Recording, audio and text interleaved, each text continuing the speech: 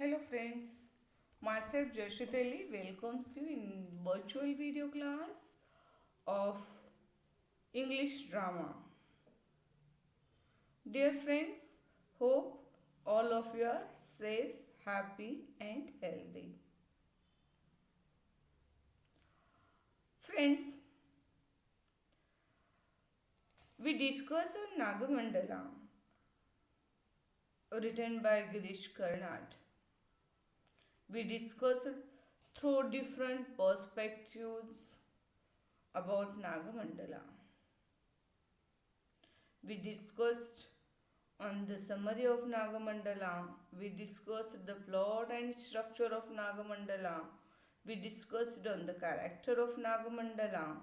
We discussed on the multiple end of the Nagamandala also. So, some more perspectives we have to discuss regarding Nagamandala. Today, in present video, we have to discuss on the myth in Nagamandala. We also discussed on patriarchal ideology in Nagamandala. Right? So myth. Before we should discuss myth in Nagamandala, we have to know what is meant by myth. Myth means a story from past times. It may be about gods or it may be about men who are full of courage. It is told by number of the people from one generation to another generation. Myth often explains natural and historical events in the life of gods and men, and also myth is a story which many people believe but that does not exist or is false. Look here, what is myth?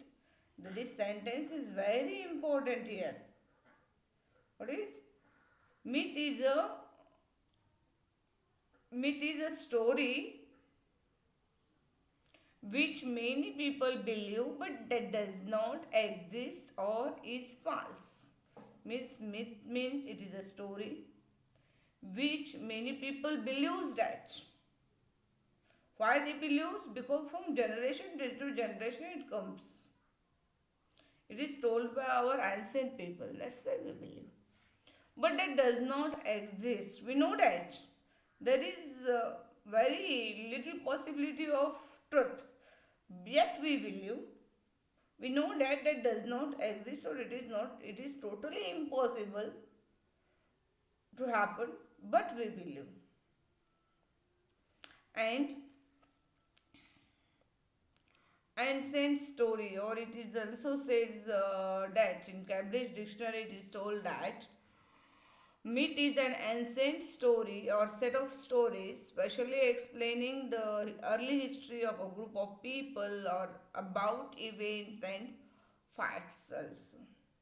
Means it is a set of story, it is a story or short story especially explaining the early history of a group of people or about events and facts. Then what happens? Yes. And myth is ancient from ancient time. It is told by one generation to another generation. We all discussed it. It is a story about God and goddesses. Myth is commonly believed but false idea. Now let's turn towards the Nagamandala. Hmm? Myth is commonly believed but false idea. Then what is Nagamandala? Nagamandala is a folk tale in Kannada told by dead contemporary people. It is in reality Nagamandala is told by Karnad's mentor poet A.K. Ramanujan, which is a folk tale. Folk tale is also the same story which is commonly believed but with false idea. We don't know whether it is exist or not. Means here often explain which story which many people believes but that does not exist or it is a false. So folk tale is also the same thing. It is told by number of people, it is believed by number of people but not exist or it is false. So one more thing is that myth is related with god and goddesses. You know that Naga, King Cobra, is one of the main deity, one of the important deity in Hindu culture. Naga is called as a Nagaraj. Snake, King Cobra is called as a Nagaraj. Sheshanag. It is believed that our whole earth is upon the head of Sheshanag. And Sheshanag balances this earth. Or it also says that there are three lokas. One is earth, Prithvilok. Second one is Svargalok, that is heaven. And third one is Patalok, Patalalok. It is the place of Nagas, also called that. In short, I want to tell here that Naga is one of the important deity in Hindu culture. So, in Nagamandala, we see that Naga as a important character. Especially Naga works as a second important character in myth. Because of Naga, they changed the life of Rani. Okay. One more thing is that in myth we see the traditional references of non-human comes in human form. Myth tells us that non-human and non-human non-humans come in non-human comes in the form of in human form. Non-human come in the form of human's form. Here we see that there Naga is in love of Rani and he visits Rani every night in the form of Appan for Rani's love. What he every day they have a relation just like the husband and wife. Naga made her pregnant and in the end Naga sacrificed his life for the love of Rani also. We see that. Devoted. Naga was devoted love for Rani and he sacrificed his life. Then one more thing is that there is a in Nagamandala we have one more a reference. It is not discussed such, but in subplot we see that Kamanna. Kamanna is a sorry not Kamanna but Kappanna. Kappanna is the son of Kurudava and he followed female snake named Yakshini. He followed female snake named Yakshini and disappears from his house. And his blind mother Kurudava wandering here and there to find out her son. But Kappanna, who follows female snake Yakshini, who we see in the form of woman. Female snake in the form of woman and Naga in the form of Appanna. Then we have here reference of the mystical roots also. Kurudava gives the mystical roots. These magical items we see only in myths because such roots are not available everywhere. And with help of these mystical roots, Kurudava get wedding and she had a son Kapanna, and now remaining two mystical routes she gives to Rani to lure Appanna. But first mystical route was not worked out, so she used the second one, but the curry become red and red color. It is more and more red color, and that's why she in fear of she pours in the anthill where Naga lived. And Naga tastes it, that's why Naga is in love of her. We see when she became pregnant and she was very confusing because in the night she finds her husband very romantic, very kind, generous man. But at noon he was a rash, rude, and very wrong person in short. His behavior is totally out of control. She confused why he behaves at midday like this and at night like that, but she has no answers. Naga always betrays her and says that do not think about more. Do not think more. We speak about your mother, father, parents, family, your likes, dislikes. Such things were discussed by Naga with her.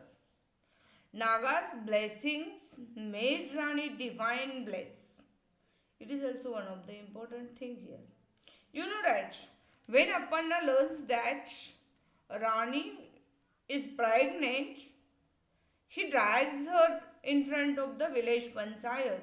And village panchayat, whenever such type of cases arises in front of village panchayat, they use the hottest rod to picked up by that person, maybe women or men.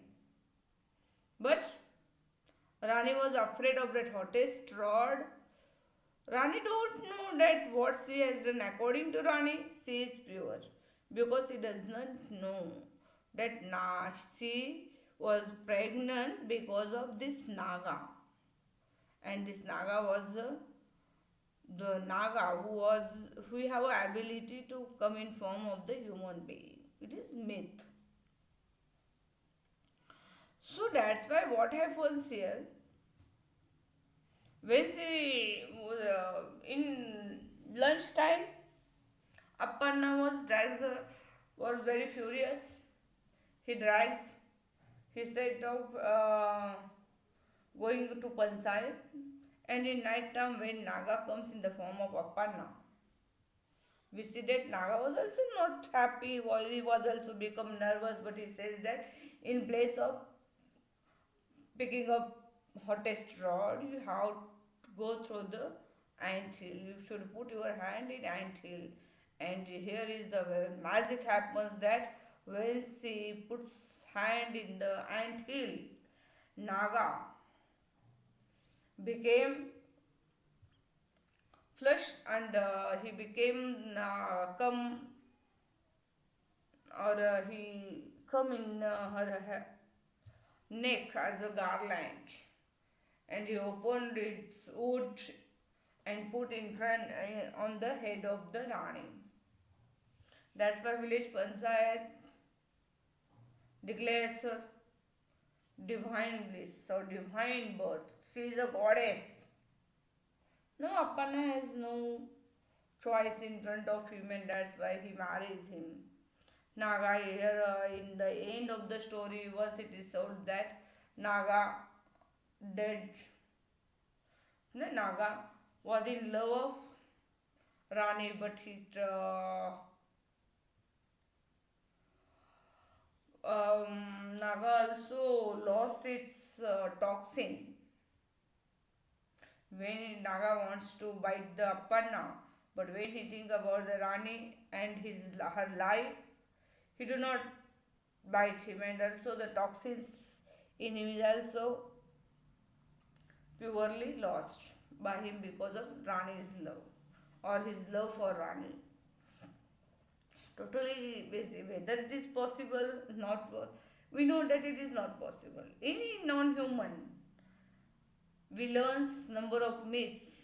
Ichhadari Nag, Ichhadari Nagin. We see this in cinemas also, but these are myths. It is called a myth. And Naga, what says Naga? Naga is in love of Rani, and that's why it took the small, very, very, very small form, and it lives in the hair of Rani.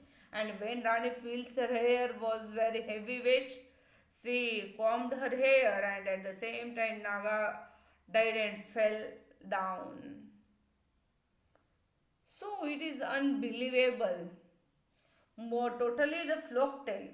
When we learn that it is a folk tale in Kannada, learned by his mentor A.K. Ramanujan told him. We learn here that it is a myth.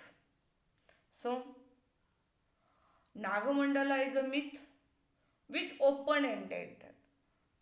with open-ended or multiple-ended stories. We see there is set of stories here. Story within story. It is also type of myth. A man, flames. Flames are saying stories. A man, flames, and the story in the form of woman remains on the stage from the start to end. And so it happens. What happens here? It is just like the Greek elements, where the mythical things also brought. Here is the impression of the Greek plays also. Such a combination is made by Girish Karnad, and it is very interesting story.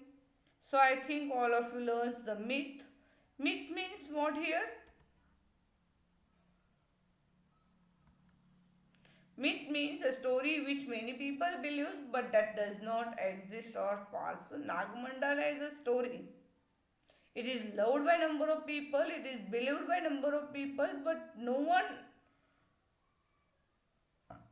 but everyone knows that it is, does not exist or it is a false story. It is an imaginative story where human and supernatural creations, supernatural things come in the form of human.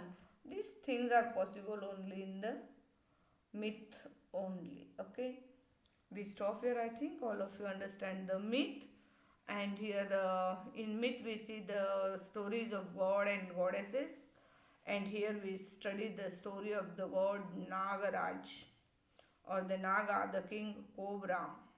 Huh? He come in the form of Appanna, loves Rani, made pregnant her, and also he made pregnant. But he also in the end blesses Rani and made her life easy and regular. What Rani wanted in her life, love of Appanna she got son, she got happy marriage life also. So her life flourished. She became happy, and Naga sacrificed his life. So it is a myth.